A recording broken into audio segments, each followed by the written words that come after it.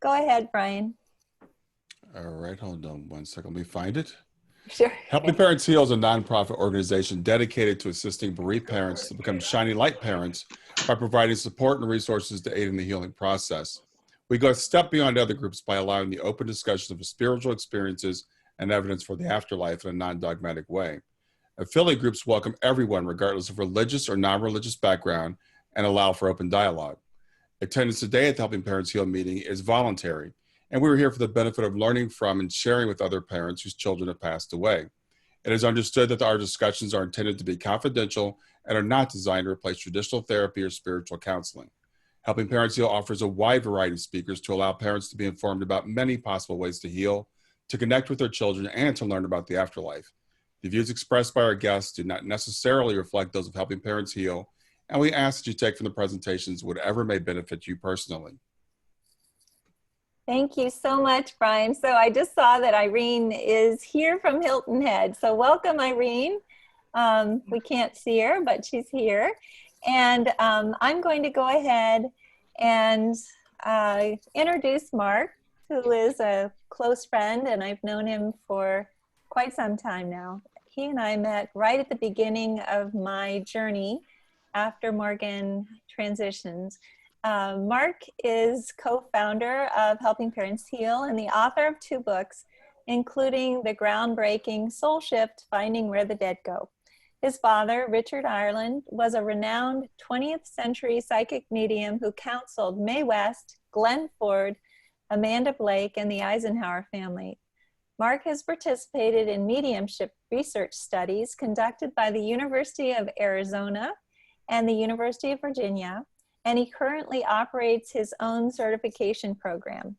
Mark's program objective is to identify high-caliber mediums capable of furnishing specific, accurate, and pertinent information. According to the Windbridge Research Center, highly evidential readings can provide a therapeutic benefit to grieving persons. His website is www.markirelandauthor.com, and I will type that in the chat box. And without further ado, please join me in welcoming Mark Ireland. Thanks, Elizabeth. It looks like Brian beat you to the punch. He did. Good. Thanks. I would normally give everyone a lot of background information, but I know a lot of you either read the book Soul Shift or heard me talk before, so I'm going to give just a very brief background as not to bore folks, and we'll dive into the subject matter for tonight. Normally my presentation has been about my experience, the journey that I've been on, from the point of growing up with a father who had these tremendous abilities, and those just being kind of natural and normal in our family, to the point where, you know, I'm branching off as a young adult and going into college and getting married young and having kids and kind of going the business route and kind of ignoring that spiritual side of my life, and then being thrust back into it when my youngest son passed. Actually, in a way very similar to Elizabeth's son, which is rather remarkable, both on mountains. What I wanted to talk about tonight was really this program and why I started doing this. After my first book came out, I was contacted by a lot of folks around the world who really were intrigued by the idea of having a mediumship reading and could see the healing benefit of it. Because I kind of circled back to my dad's world, if you will, after my son, my youngest son, Brandon, had passed, wanting that sense of connection again. And I'd had it on my own in a more direct way, but there's some value that's hard to describe if you haven't had a mediumship reading with a really good medium. Can be a very healing thing. But people were coming to me asking for references, and I knew some really good people, but a lot of them were like celebrity mediums that had long wait lists, like a year, 2 years, and people couldn't wait that long. And some of them, just because of sheer demand, their pricing was on the high end for what people could afford. So I thought, you know what, there have got to be some really gifted people out there that are just kind of unknown or maybe getting started. And if I could find out who they are and create a website where I could direct people to that, they would have these resources available to them, and they could get a reading quicker and maybe more economically that they could afford. And that's exactly what's happened. So it's been 6 years now since I started doing this. I had the idea several years before that, but that's basically what happened. And as a result, you know, after Elizabeth and I talked about helping parents heal and getting it off the ground, which has been close to 10 years now, I think, since we first talked about it to where it is now. You know, the website's come a long way. I think we're on our 4th iteration of the website, and we have a provider list, as a lot of you know. And many of the mediums, some of them were put on there before the program, but we've decided, you know, since then, if new mediums want to be on that list, they have to go through this program. And that's really to protect all of you.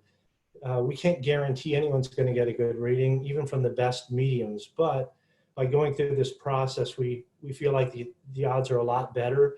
So we've kind of done a lot of the hard work for you on the front end so that you're going to have a lot better chance. And some of you probably already had readings from some of the mediums on that list who have been through the program and have achieved certification. So with all that said, 2 things real quick. If you do want to know more about my background, go to the link on my website and I'll show you what you're going to see here.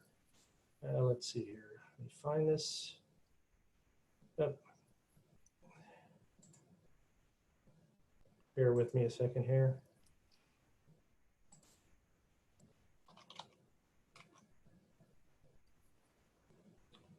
Okay, let me get back to where I was.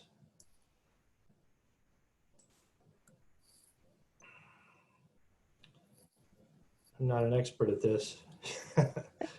Okay, this isn't working so well. All I will tell you is just go to the link that was provided on the chat box, markirelandauthor.com. And if you go to the media page, look for the link to something called the Inner Light documentary. The full one's about 25 minutes long. This has been shaved down to about 15 minutes. You may find it interesting or enjoyable. It kind of provides a synopsis of my journey and my background and things like that. So if you're interested and you want to know more about that, I'm not going to spend the time on it here. Just go to my website, go to the media page, and go to the link that says the Inner Light documentary. So for now, what I'm going to do is just jump over to the slideshow, which I put together. Can everyone see that? Yes, yes, definitely. Great. So I'm just going to pile through this and then ask questions. You know, if some pop up as we go along, that's fine, and I'll try and answer them, or we can defer to the end and have a Q&A at the end. So really want to review with you, you know, during the 6 years I've been doing this, what I've learned through the process, so I can share that with each of you. So first off, why test mediums? I just told you a little bit about that. It's really so I can provide resources to you that have been vetted, that I feel are more trustworthy. And while we can't guarantee successful reading every time, the odds are improved by going to someone who's been through this process. So first off, evidential readings, and I call evidential mediumship, where you're getting specific information that can be validated. It's just not general stuff like your grandmother's here and loves you very much kind of stuff. It's more, you know, nicknames, names, people's favorite foods, people's favorite hobbies, things like that, that you can say, yeah, this is my person, this is my child, or this is my father. You recognize it. People in grief need credible resources. They don't need to be going to someone who just wants to take their money.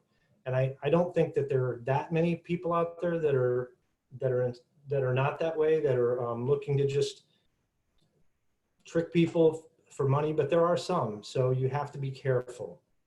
Also, poor quality medium readings can be damaging to grieving people and set them back in their healing process. Now that could be maybe even with a medium who's good, has an off day or a bad connection, but again, I'm trying to make sure that you have the best possible resource.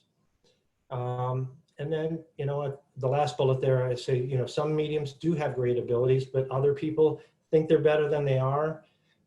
They may be deluded about their level of ability, or like I said, some may have questionable motives.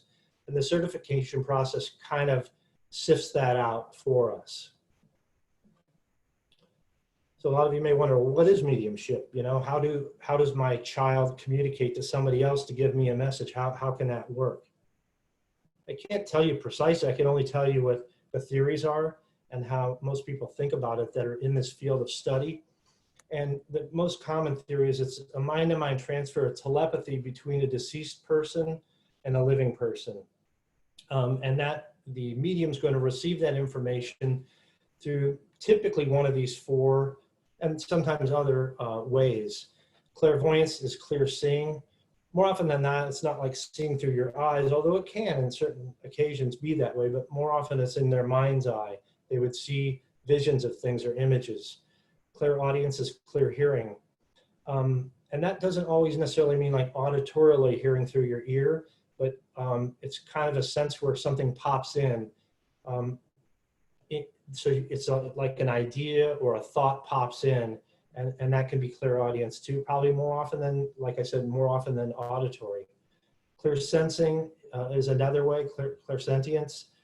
And that's a process where someone might say, I've got the smell of a pipe tobacco, and your father was a pipe smoker or something like that, or a specific type of cologne or other kind of feeling that they have.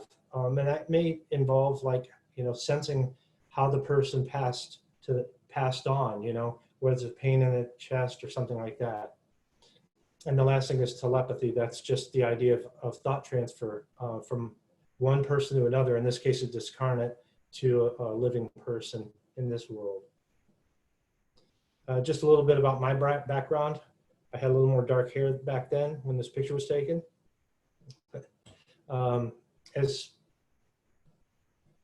As Elizabeth noted earlier when she gave my bio, I have participated in a couple mediumship research experiments, one with the University of Arizona and another with the University of Virginia.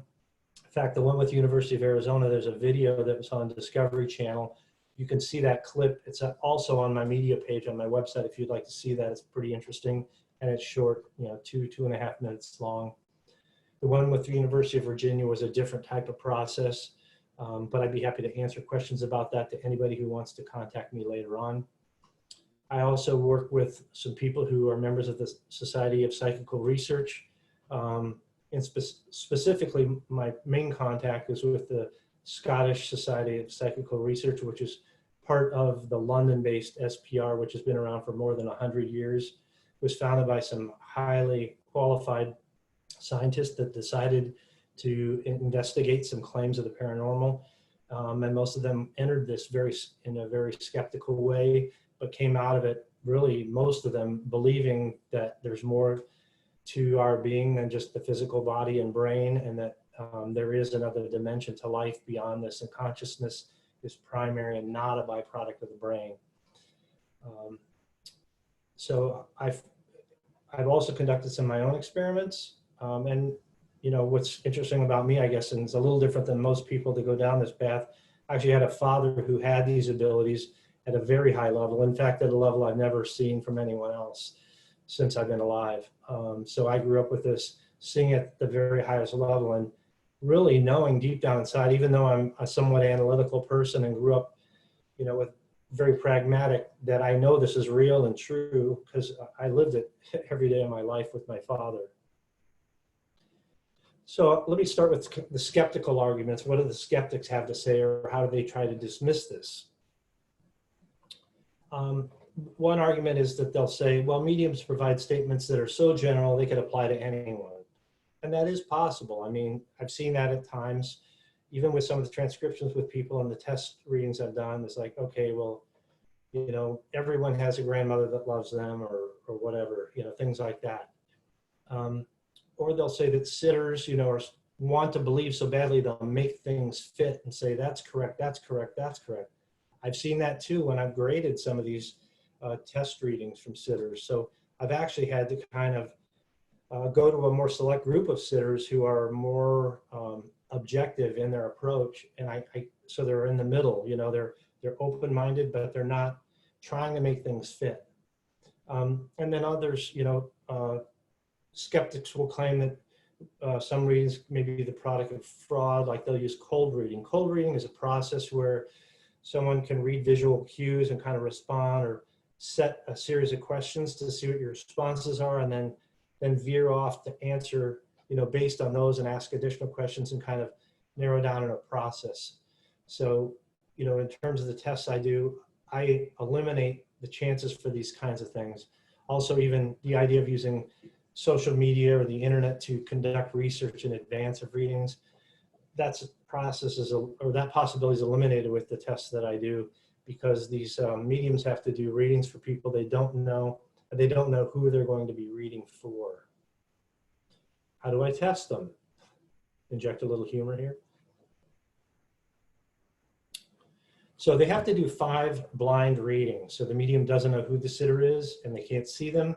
Although I am making a modification of this process now, I am going to allow, after a few minutes of the session, for them to have visual contact.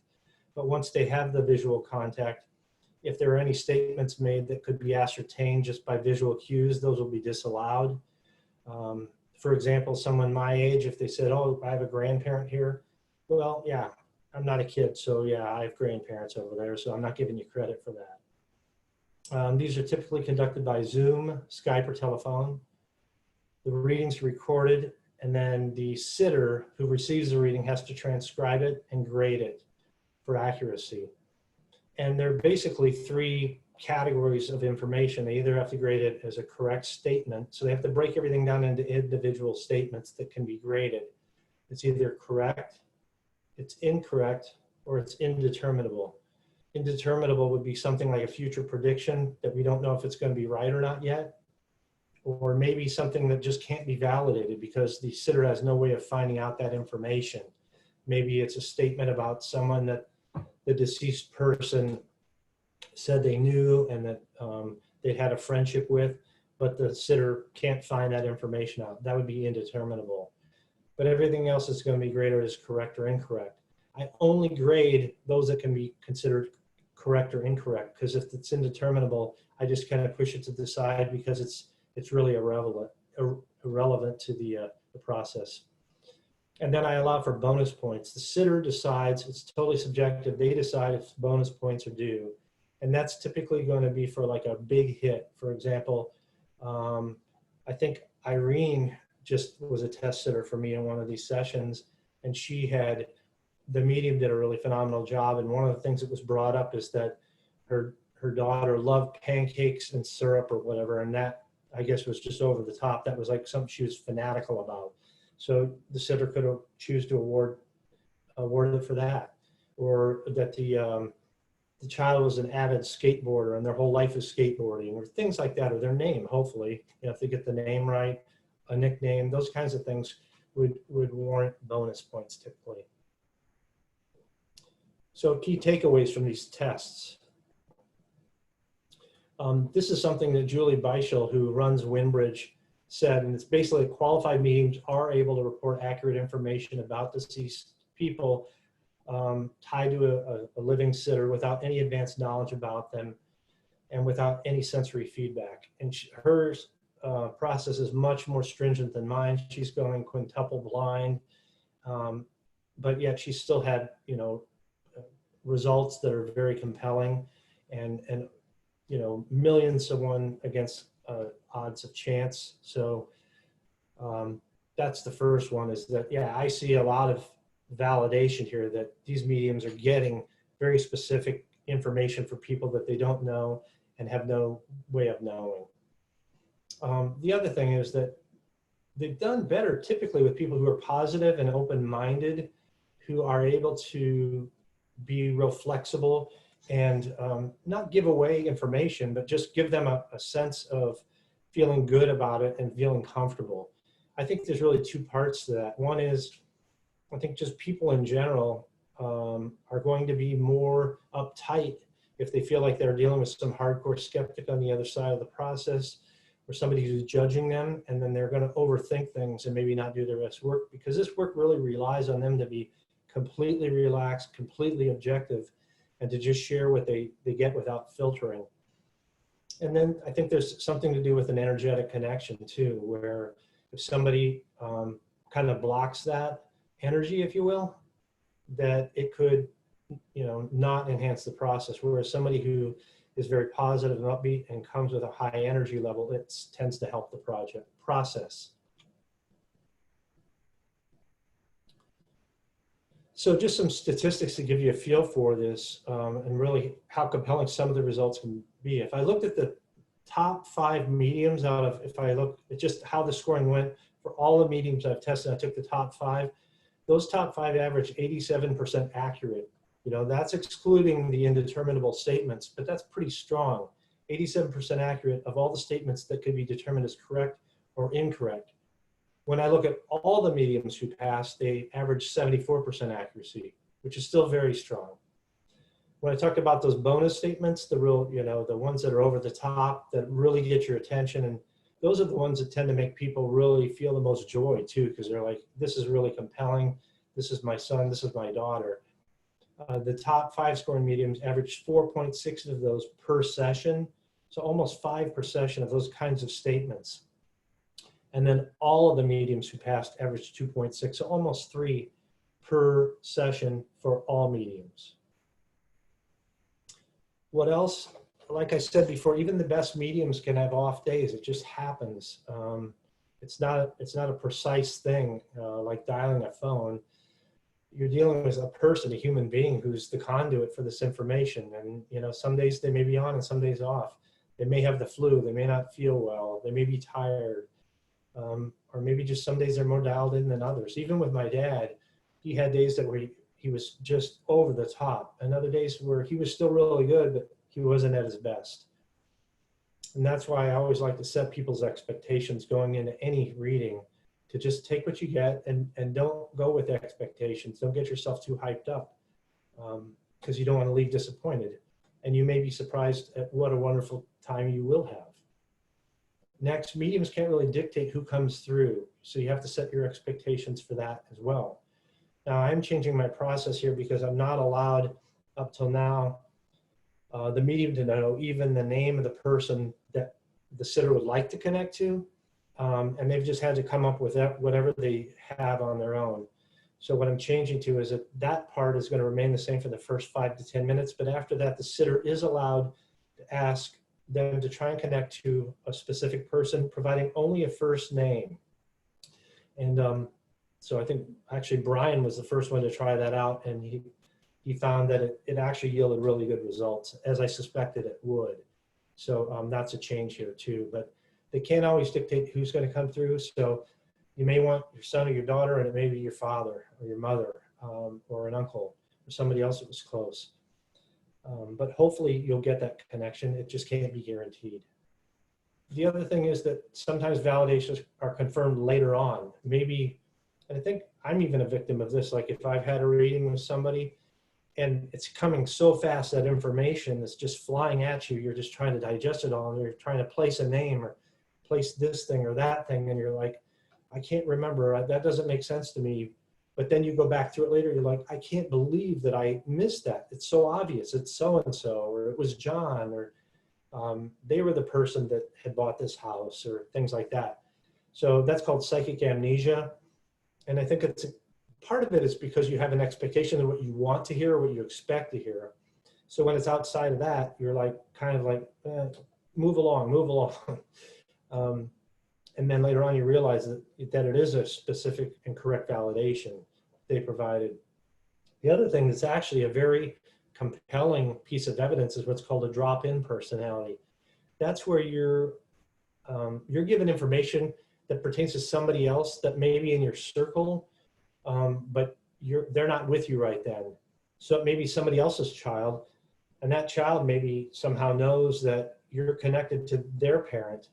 And so you're getting this information, it's not making any sense to you, but after a while something's said that's like, wait a minute, that might be so-and-so. And then later on you take this information you don't know or understand to that other person, and lo and behold, it's all accurate and very meaningful to them. That's called a drop-in. So how do mediums function? You know, like what makes them tick? So this is just kind of a list of some of the ways that they prepare themselves to do the readings and how they actually are able to do what they do. First off, most of them are big meditators. They will spend time in meditation.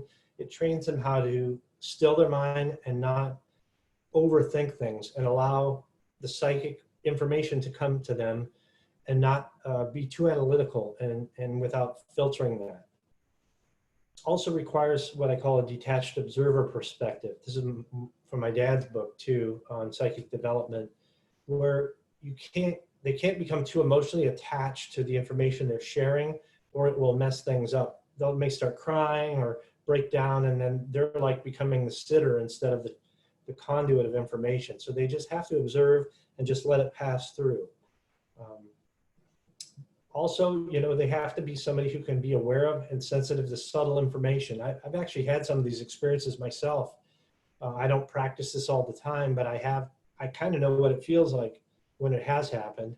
And you have to, so we have these five senses that dominate our lives, and we're so used to hearing and touch and smell and sound that this is another sense, but it's much more subtle and quiet. So you have to like shut all this other stuff out to be able to perceive it. And then listen to it and accept it and share it, and don't dismiss it, even though it is subtle. Some of them, will pay attention to dreams. They'll do journaling. They'll write down things that happen to remind themselves and record it.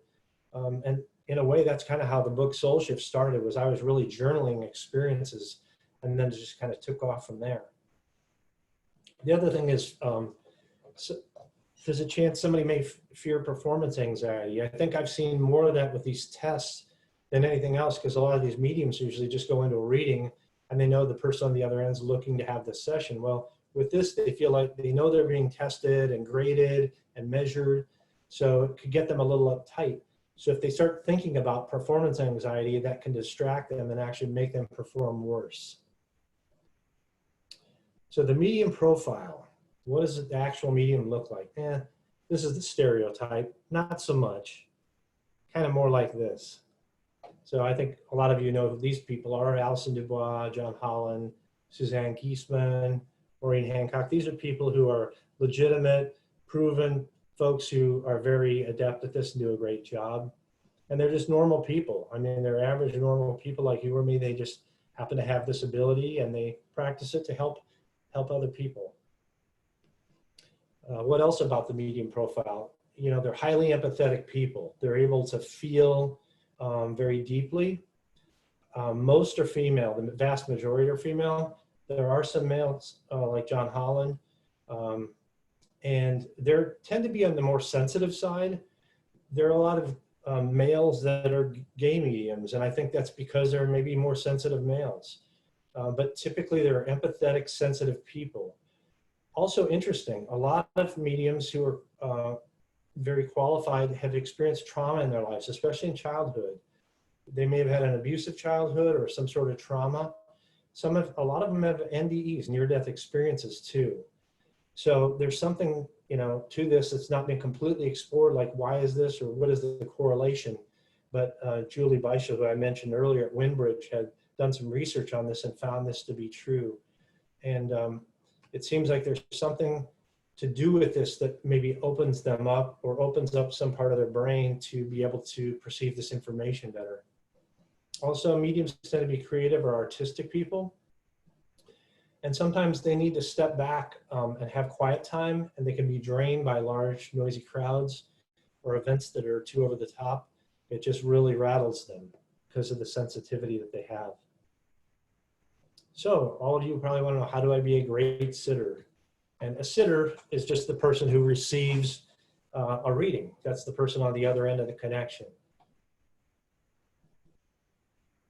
First off, select a credible medium, so you're not wasting your time with someone who's just out to take your money or who thinks they're good and they're not. And that's why I have this website developed. Book anonymously if you're skeptical. We've had some people complain like, oh, I'm afraid that so-and-so saw this on Facebook or whatever, and that's, they got too much of this information that way. Well, book anonymously. In fact, one of the top mediums on our provider list is Kat Bailey out of London, who's certified, and I know she's tremendous. She's even agreed to, if you want to use somebody else to book your deal, but still get the HPH discount, she's fine with that. You just go ahead and have your friend book it, and then after the reading's over, she'll refund that difference to you. And other people, I don't think, most of them think it's a big deal. Have somebody else book it for you, and they get to say it's for a friend, it's a gift, And then you'll know in your heart that this person doesn't know who they're reading for, and there's no way they would know. If you're not skeptical, that's fine. I mean, all the people that I've certified have been through this and proven it. But again, I would say if you're a skeptical person, do it that way so you don't have any second questions. I also suggest that you make mental requests, like in a prayerful way, for the loved ones to be present. That's proven effective for me and for other people I know. Again, bring that friendly and positive attitude. You want that energy to be at a high level so you have a better chance for a good reading. You want to be, confirm accurate statements. The mediums do need feedback. They need to hear your voice. There's something about that energetic connection and that positive reinforcement. Confirm, but don't elaborate. Don't feed them information. Don't volunteer information and feed the medium, as I call it. They're supposed to tell you the information. You shouldn't be telling them. You just want to tell them, yes, that's correct, or that makes sense to me, or whatever. And then if there's key validations you want to elaborate on, share that more at the end, maybe to give context, because maybe they give you a great reading and they said all this stuff and you're really excited, but they don't really know what they said, and that struck a chord with you. And that's it. So let me go back to, if I can see how to get out of here. Now we could shift to Q&A if anyone has questions. There are lots of questions, and I know that Brian has been keeping track, and if he needs any help, I have as well, and they're all very good. So Brian, are you there? I can't tell. I'm here. Oh, okay, good. Just saw the logo. Okay. Yeah, I'm here. Yeah, Mark, we have a few questions. I'll go ahead and read them to you. How can a sitter or even a medium be sure they're reading a soul who has passed and not the sitter themselves? Not intentionally, but it seems that it may be hard to know. It is hard to know, and it's really hard to prove that. The only thing I can share, I've seen instances where that would be virtually impossible. I think the best instance that I had personally experienced was with Deborah Martin. Some of you may know Debbie Martin. She's a Phoenix medium who's exceptional. And it's like in the first chapter of my second book, Messages from the Afterlife, I actually detail the experience.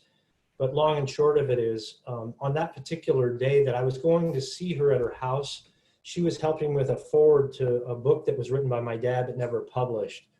But before I ever got to leave to go visit her to review this, I was contacted by a coworker in Sacramento, California, whose brother had died in a motorcycle crash that day or the day before. And that's all I knew, and she was just in a really bad place. So I drove up to Debbie's house, and I said, hey, it's really ironic I'm here today to talk to you because a coworker's brother died today or the day before. But I didn't tell her how he had died or anything else. So a little while later, she sat down with me and she says, well, I need to give your friend a reading, but I don't have time right now, so I'll contact her later. But she then said, well, what's your friend's name? And I said, Linda. And she said, what was the brother's name? And I said, I don't know, because I didn't know. And again, that's all I told her. And she sat down with a piece of paper and she says, well, I think this involved a motorcycle. He died from a motorcycle crash, and he died instantly, and he suffered no pain. And she wants him to know, he wants her to know that he didn't suffer. His soul left his body immediately. And I see a red ribbon that I think was put over his casket. And I see little kids, something about the little kids, and something about a bathtub with the little kids. And she went on and shared some more. And so I had to leave. And on my drive back, I called Linda and I started sharing this information. I had no idea if it was right, so she couldn't have read my mind. Well, first off, I knew that she was right about the motorcycle crash, so that was pretty stunning. But everything else was exactly correct. That red ribbon, he had motorcycle buddies who had bought that, and they had bought that to put over his casket. And what she had said about the little kids was the nickname for his 3 children. That was the exact nickname. They called them the little kids. And they were kids that she had helped raise when the brother had had a drug problem for a few years. And it turned out their favorite activity was water wars conducted in the bathtub. And so that was a really big deal. So there were like half a dozen things she shared with me that I passed on that I didn't know. So I think that a case like that's good evidence that there's a true soul connection. They're not reading the sitter, because I didn't know any of that information. And Could there's I a lot jump of, in as well, just to confirm as well? One of the most incredible things that happened to me in the very beginning of my journey was that Morgan had passed, and a few days later, Suzanne Wilson went to the yoga studio where I was actually practicing, and the person who owned the studio wanted to test her abilities, so she showed a picture of my family that I had just sent as a holiday card. And Angie didn't know any of the information at all, but just started writing down the information. And it was filled with validations. It was just absolutely incredible. And when that kind of thing happens, when you have a reading that's done to someone else and the sitter, the person that's being spoken about, is not even there, that's definitely validating. She had to call me and ask me if all of the information was true, and it was. So those types of things, and that's happened to me one other time as well with Heather Hunter, Mark, and her son Leanne's son came through to Heather at a reading that I was at, bringing through all of this information, but especially telling me that she needed help. That was another amazing situation. So those are things for me that prove to me that all of this is definitely true, and that there may be mediums who do read sitters, but I think that they also have abilities that go way beyond that, especially the ones most that of them aren't. say they'll say it's a three-way connection: the sitter, the medium, and the deceased person. They need all three to participate. But Elizabeth, I don't want to drag out the answer too long, but could you share a couple of those validations? Because I think they were phenomenal. The ones you got that came from Suzanne Wilson, but through the third party. Yeah, it was really amazing, because the woman who was testing Suzanne didn't know anything about how Morgan passed, really. She knew that he was in Tibet. She saw him on a mountain with a black box up to his ear saying, "I love you back."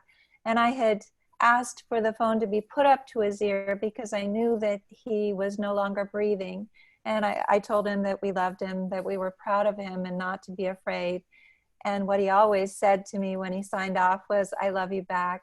Another thing that she saw was him shouting from from the mountaintop through a megaphone, "I love you, I'm okay." And he had a megaphone from his cheerleading squad that was a part of the service. He was a U of A cheerleader. So this was a huge part of his service. It's a huge part of his life as well. Plus she saw a band of 3 brothers, and these 2 other kids stayed in Lhasa with Morgan. They were his roommates, and waited for my husband to get there to be able to help bring Morgan back to the States, which was incredible because it took 6 days getting a Tibetan visa.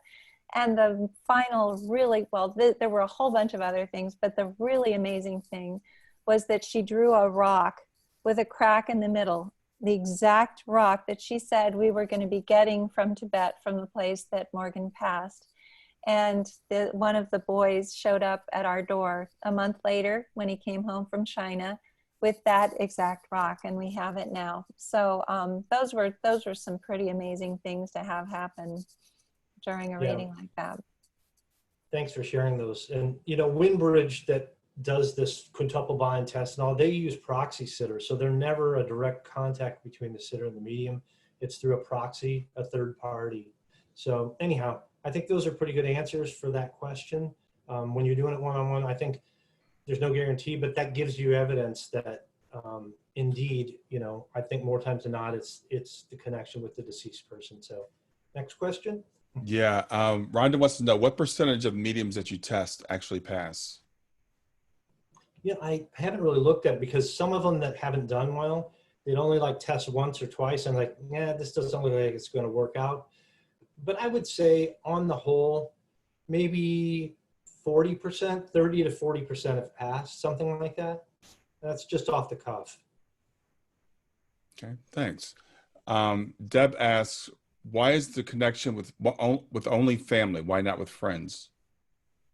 It can be with friends. Yeah, I've had connection with friends and personal readings myself. It's just, I think people go in wanting to hear from family members more often, especially this group. You want to hear from your kid, right? Most people do, but you can connect with friends. There's nothing prohibiting that. Really what it takes, from what I understand, is you need a strong personal relationship with the person who's deceased. That's really critical to the process. So if it was a close friend, sure. If it was just a casual acquaintance, you might hear from them, but probably less likely. Yeah. I think it's Beta asks, is there a big difference between having a reading in person or on the phone? No, not really. In fact, some do better on the phone because it's almost like when they're looking at you, sometimes it could be too emotional. They can be more detached over the phone.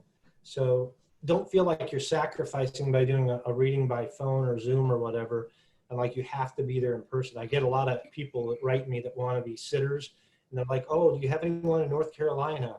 Well, no, I don't, but you don't need to have the medium right there with you. Yeah. Galen says, does spirit choose the medium? Wow. I can't say with precision. I would say that I think that our loved ones on the other side do have some way of knowing more than we do and seeing a broader picture than we do. And they know somehow when there's a connector, there's a medium, that they're able to see that light, and they know that that is going to be able to connect them to us. How that works, I can't say exactly, but I think it's an energetic connection, and they have some way of knowing that they're able to get that message to you through that third party. In my opinion. Yeah. How does a medium convey negative, even hurtful messages from spirit to a sitter? Well, they have to use discretion. I know my father would always say that he would not. I think there's two different things here. One is, if something's going to happen that's bad, like say somebody has cancer and they know this, the medium knows this, my dad would say, well, if he shares that information, does he know whether they'd be able to get treatment and get better, or are they terminal and there's nothing that can be done? He would use his discretion to share it only if it could be used for positive, to where like they could avoid an accident or they could get treatment for some illness. But if he knew they were going to pass and there's no changing it, he wouldn't necessarily share that because he didn't want them to be consumed with worry. As far as if there's a negative message from someone who passed, say that you had a father who you had a bad relationship with or whatever, again, it's discretion, I guess. Is that message going to be helpful or hurtful? Or, I think more times than not, if there was that bad relationship, that person on the other side may feel bad about what they did or how they treated their child and may want to try and reconcile. So I think more times than not, in a case like that, the medium is going to share the information, say this person's very sorry for how they treated you or how your relationship was when they were growing up. Even my dad, he was great to me, but he wasn't around a lot. He was gone a lot when I grew up, and my parents divorced when I was only 10. So I've had repeated, going back to the earliest readings I had, almost all of them came through with that same message. My dad feels really bad about the way things were and that he wasn't there for you more when you were growing up. So I guess that's how I'd answer it. It's something where discretion needs to be used. Yeah, good answer. Thanks, Mark. Becky said, I've had an experience where my child walked me through her death. The medium said this was rare. What do you know about this? Now, I'd say it is rare. I don't know why, unless there was some reason why the person wanted to know or the child felt like you needed to know. So that would be my inclination to say the child either felt you needed to know that for some reason so you could reconcile with it, or you wanted to know to reconcile with it. Outside of that, a lot of mediums, when they're doing readings, they will get, they'll get the cause of death, what they might call a tag, which either they sense it or feel it or have a visual of what the cause of death was. And it's not really for you to relive that, but it's more so you know who it is, that you know that they have connected with, in terms of that clairsentience I talked about, that is the right person. This is the person you're hoping to hear from. And I've gotten that many times with Brandon, like, even, I mentioned earlier when I was at the U of A and had that double-blind test done that was on Discovery Channel, the medium, Lori Campbell, was asked, how did the deceased die? And Brandon, as most of you may know, had an asthma attack on the mountains, in the McDowell Mountains in Scottsdale. And so she didn't know me or anything and wasn't able to see me. But when she was asked this question, she said, I feel like my chest, like my chest is just so tight and I can't breathe and I feel like I want to throw up. And I found out, you know, Brandon's best friend who was with him, he said that he did throw up just before he passed away. So she felt that very sense of what it was that caused my son's passing.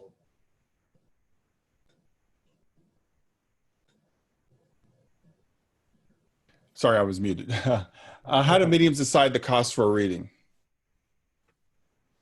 That's totally up to them. I can't tell them what to charge or what's fair or unfair.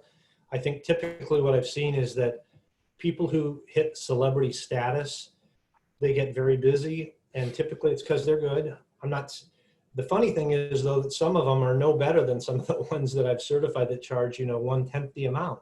So I think some people, just because they're famous, people assume they're better and they're willing to pay more. It's kind of like, I'm going to go, you know, buy this pair of slacks and this one's, you know, 5 times the price of this other, but the one's just as good as the other one. I think it comes down to, typically it's their load, their backlog, because it's a regulating feature that regulates how many readings they can do. And some mediums only do 1 reading a day too. So it's like, hey, I'm doing this for a living now. I quit my day job to do this so I could serve people, but I can only do a quality job once per day. So, you know, I have to charge more for that one than trying to do 5 a day and drain myself. So I think it's typically, you know, how popular they are, how well known they are, and what the backlog is kind of correlates to that. Yeah, that's a good answer. And that's a very common question. Simone asks, first she says, thank you, Mark. She said, I want to know how long after your son transitioned were you able to communicate with him? And do you only communicate with your son, or do you communicate with many in spirit? First, I communicate with many in spirit. Number 2, I really don't seek out readings very often anymore. I don't need them. But I know so many mediums, I kind of get them anyhow, because when I visit them or say hi to them, they'll give me affirmations. Once in a while, I'll get a reading from like one of the people I've certified. You know, after we're finished, they want to thank me.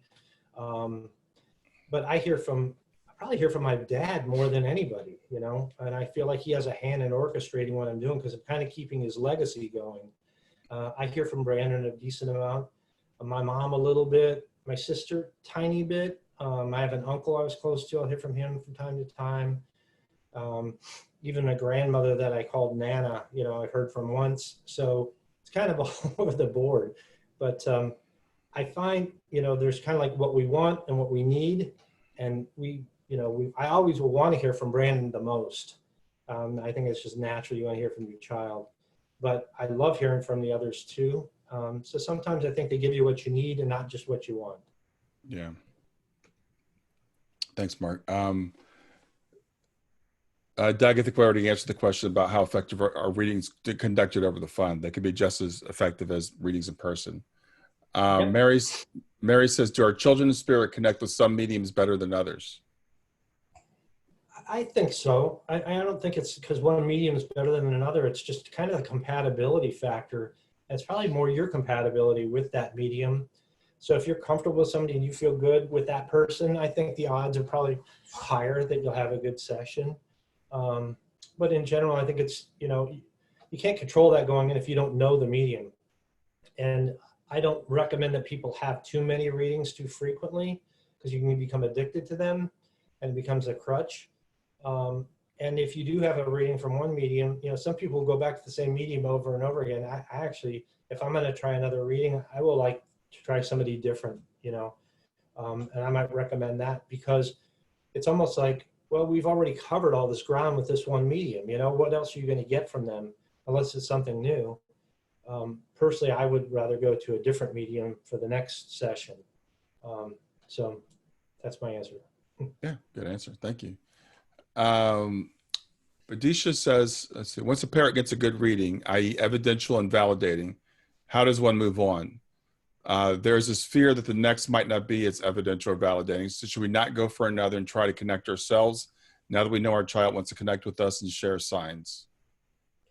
You know, that's a personal decision. I think actually the fewer readings you have, the better. If you get a really good one and that gets you to a place of healing, remember, this is only one piece of the puzzle. I talk about what I call the 5 pillars of healing. You know, one is having a support from family and friends. Another is support and friendship with people who have been through the same thing, and that's where HBH comes in. Service is the third, so you get to a point where you're healthy enough to serve others, and then it comes back to help you. Fourth is release of guilt and anger, like either you're angry at someone else and you feel like they're responsible, and forgiving them, like Ernie Jackson has done in his case as an example, or that you stop blaming yourself and you say, I could have done this or I could have done that, you let that go. And then the fifth one is evidence for the afterlife, and mediumship readings are one of that. So this is just one piece of the puzzle. I don't want to see people get too wrapped up and I think this is the end all be all, because it's not. It's a key one because it's the hope element. It's the one that gives you hope that, hey, this stuff's real, you know, I have the sense of connection. But I'd say if you have a really good reading, maybe try your own direct connection, learn to meditate, learn to try and connect directly. I know that some of the mediums we have on the provider list have furnished us with some protocols for doing that. I know Suzanne Wilson has, I think Suzanne Giesman has, so maybe try that next. And then if you want to do another reading, maybe wait 6 months or a year. Yeah, good answer. Marie has several questions. I'm going to break these down for you. So the first one is, are our loved ones living a life similar to ours over there? Well, that's hard to describe. I think you're dealing with a completely different dimensional reality than we live in. We're thinking everything in earth terms as we live here in this world. And I just don't know that it's the same. I don't know that it's describable in our terms necessarily, but I do think they're living every bit as full of a life with as much to do and learn and enjoy as we have. It's just different. You know, oftentimes you'll hear about people who have had near-death experiences come back. They'll talk about the immense beauty, how they'll see colors they've never seen before, they can't even describe. I mean, how many of you could describe a color you've never seen? It's kind of hard because you're going to think about all the colors you've seen, but going beyond that's kind of difficult. So I would just say, I don't worry about that too much. I know they have a very full, rich existence. I just think it's different than this and probably more expansive and more free with more opportunity, you know, at least from my understanding from the information that's come through spirit and that has been relayed through near-death experience information. All right. Marie's next question is, I always want to hear from my son the most, but I also need to hear from my brothers and friends. How can I connect to them when I need it? I don't know if she means through a medium or directly, but I guess what I would say with the medium is if it's going to be through a reading, then think about who you want to connect with, book with a good medium, and do what I said before going to the reading, maybe a week out, and then in days, maybe every day leading up to it, pray, send like a thought prayer kind of thing and ask them to be there. Remind them that you're going to be there and you want to hear from them. I think that's the first thing. And then when you get to the reading, you can specifically ask for, you know, don't volunteer information, but say, I want to hear from Roger. I want to hear from Brianna. And I think those are ways to do it. If you're going to try and do a direct connection through one of the exercises we talked about, it's kind of a meditative thing, then I would just focus, maybe I do one for each person. Or maybe you can think about them and have them come to you as a group. But those typically involve imagery and for you to think about and ask for that person to be there, just like with the reading. So I think that's the best way. And then maybe pray that you have that experience and pray that you remember it. If I think about the one time that I had the most vivid, I wouldn't even call it a dream because like, you know, out of body experience with Brandon one night, I prayed to have that and I prayed to remember it and I had it. I've only had it one time to that degree, but that one time was enough for me. Wow, thank you. Have you always had this gift even before your son passed? when you say this gift, it's like, I'm not a practicing medium, but I think, I've had instances where I know I've got a little bit of this and I've never really worked on it or tried to be a medium. I think everybody does to some degree.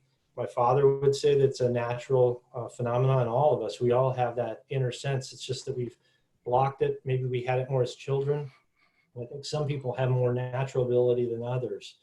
So I think it's a combination of having a natural ability and then do you work to develop it or not? So I would say I probably always had some of it. Have I worked on it? Not that much. But in the occasions where I have tried it, I've surprised myself. I think the one that really blew my mind the most was I was speaking at a church, a spiritualist church in San Francisco a few years ago, and Tina Powers, who's a really good friend, a really great medium from Tucson, was there with me, and I was going to do a talk, and she was going to follow with readings. And leading up to going to the event, she kept bugging me, saying, "Hey, Mark, I think you're going to get a message to share with the congregation. Will you share it?" I'm like, "Sure, I will." But she kept bugging me again and again about this. I'm like, "Yes, I'll do it. I'll do it." And then finally, even the day we walked into the church, she's like, "Mark, if you get a message, will you share it?" I'm like, "I told you I would. Yes, yes, yes." So we go into the church that day. I sit in the meditation room and there's people getting healings and stuff, but I just sit there quietly, and I actually was able to clear my mind much more than normal. And while I was in that kind of meditative state, a name popped into my head. It was Max. And then right after that, another name, Maxine. I thought, oh, maybe it's not Max, maybe it's Maxine. But that's all I got. Now, this church was built in like 1924 by a woman named Florence Becker, who was a psychic medium and the minister of that church. She was the founder of the church. So I go up to do my talk, and at the very end, I said, I don't know if this means anything to anybody. It just came to me subtly, but I promised Tina I'd share it. But do the names Max or Maxine mean anything to anyone here? And the pastor of the church looked at me and his jaw dropped, and he said, well, Max and Maxine were twin children born to the church founder, Florence Becker. So I think we know who's here right now. And then he later took me upstairs and showed me a painting that was a landscape, and it had this winding road, and he showed me these two little figures at the end of the road. He goes, those two people are Max and Maxine. So I'm like, here's something that I was hesitant to even share, but yet it turned out to be pretty specific and phenomenal. So that's probably one of the more dramatic things that I've had, but I don't do that kind of stuff all the time. But I guess it's there, and if I ever choose to, maybe I'll try that later. But for right now, I'm doing this. Yeah. Maria asks, can you recommend a good medium at a reasonable price? I've got 25 of them or 26 of them on my website. So Right. Just go there. If you go to my website, which is on the chat link, there's another link to the certified medium site. But, I would say, some of the ones that people really love are Kat Bailey,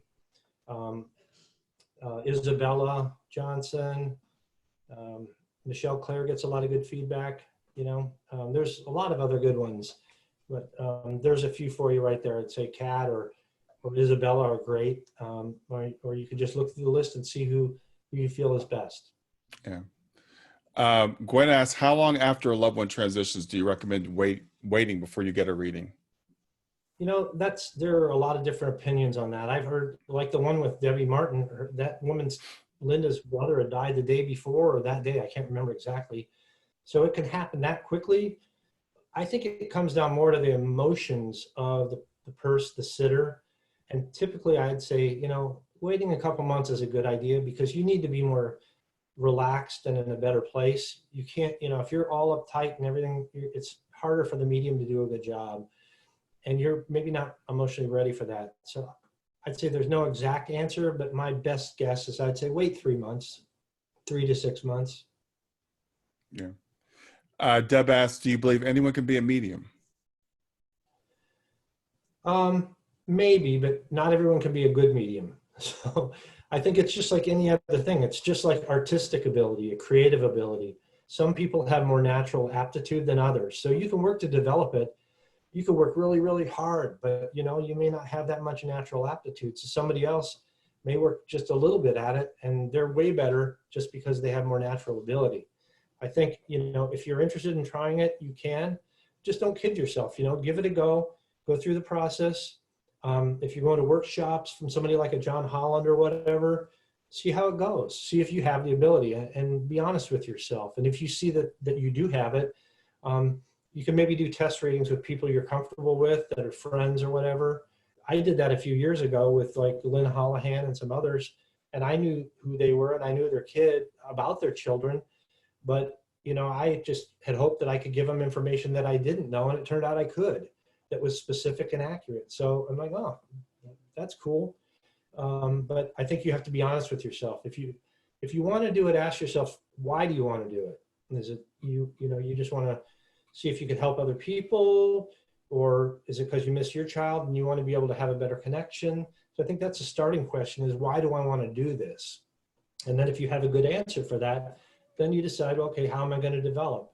And it's usually through a mentoring process, through workshops and reading and study and then practice, and then see if you have the ability.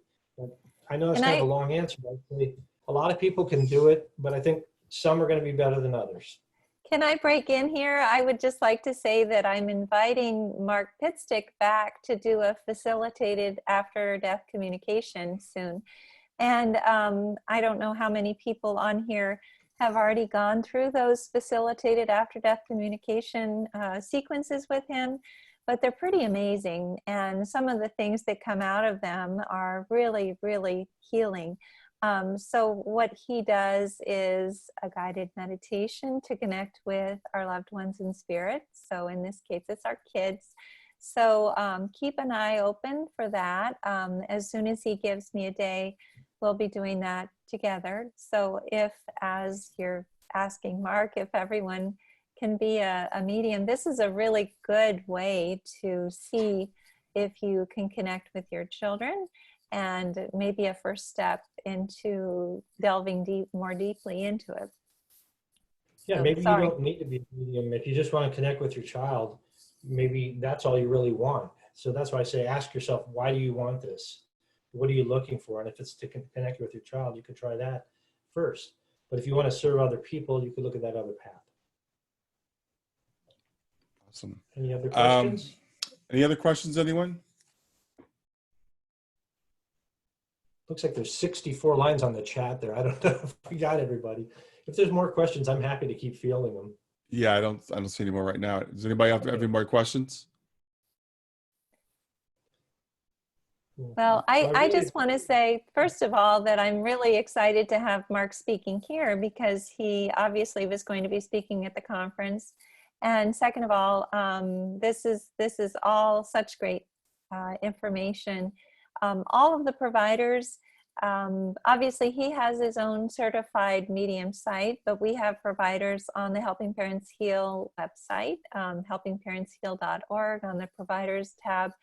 And all of those providers have recommendations from parents. So you'll be able to read about what other parents have thought of those readings. And I think it's interesting that Mark talks about, 3 to 6 months maybe.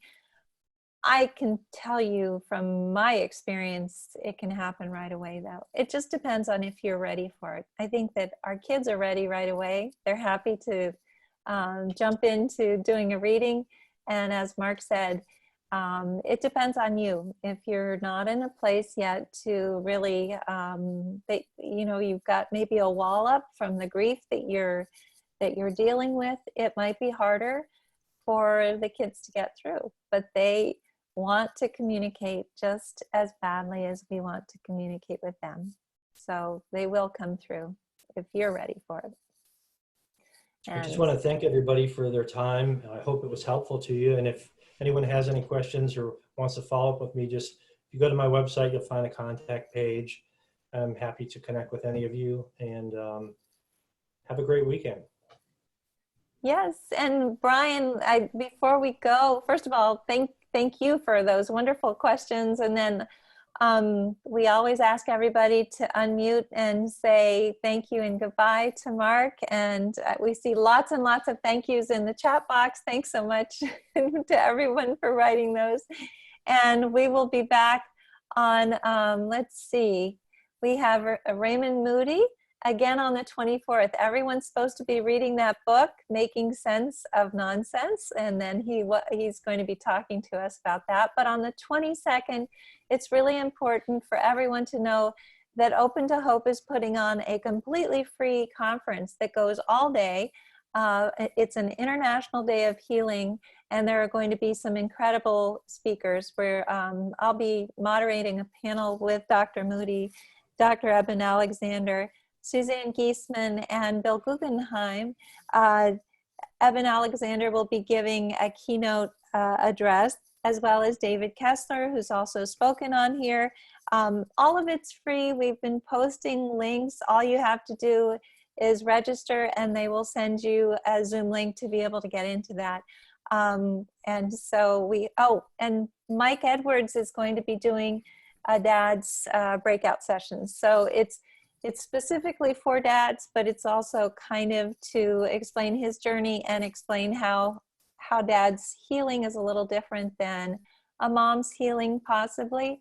And everyone is invited to that, in spite of the fact that all of his meetings on helping fathers heal are specifically for dads.